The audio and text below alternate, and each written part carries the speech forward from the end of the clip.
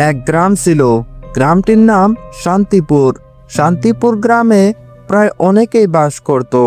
তার মধ্যে বাস করত রামু ও তার মা ও তার বাবা।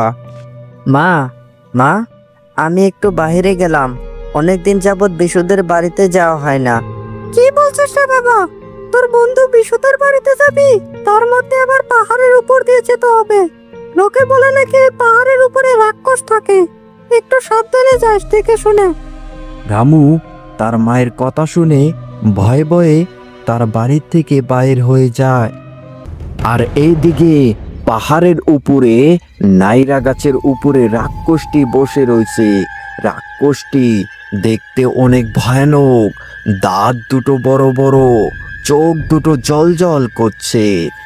রাক্ষসটি কোনো খাবার খুঁজে না পেয়ে উড়তে উড়তে যেতে থাকে খাবার খুঁজতে। একবার এই দিকে যায়, একবার ওই দিকে যায়, কিন্তু কোনো মানুষ সে খুঁজে পায় না। সে ওখানে দাঁড়িয়ে কিছু বলতে থাকে।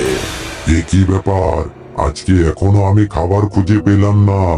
যাই, আমার নাইরা গাছের উপরে বসে থাকি, দেখি কোনো খাবার খুঁজে পাই নাকি। ওই বলে রাক্ষসটি লাফ দিয়ে উড়ে যায় তার জায়গায়। আর এদিকে রামু তখন তার মতো করে হেঁটে হেঁটে যাচ্ছে তার বন্ধুদের বাড়িতে। রামুকে এক ভয়ানক পাহাড়ের উপর দিয়ে যেতে হয়। রামু তো ভয়ে ভয়ে হেঁটেই চলেছিল, কিন্তু হঠাৎ করে রামুর সামনে রাক্ষস পড়ে যায়। আর রামু রাক্ষসকে দেখে তো রামু অনেক ভয় পেয়ে যায়। আর রাক্ষসটি তখন গাছ থেকে লাফ দিয়ে নিচে নেমে এসে রামুকে তখন বলতে থাকে, এই ছেলে, তোর কি মরণের ভয় নেই রে? আজকে তোকে মেরে আমি গিলে খেয়ে ফেলবো। হি হা হা হা। না রাক্ষস, তুমি আমাকে ছেড়ে দাও, আমাকে মেরো না। আমি তো তোমার কোনো ক্ষতি করিনি, আমাকে ছেড়ে দাও।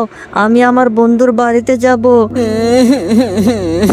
এখানে কেঁদে কোনো লাভ নাই। আজকে আমার হাতে তোকে মরতেই হবে, কারণ আমি অনেক দিন যাবত মানুষের মাংস খাই না। রাক্ষসটি হাতে তরোয়াল নিয়ে রামুকে তখন মেরে ফেলে। রাক্ষসটি তখন হাত লম্বা করে রামুর গলা চিপে ধরে টেনে নিয়ে গিলে খেয়ে ফেলে।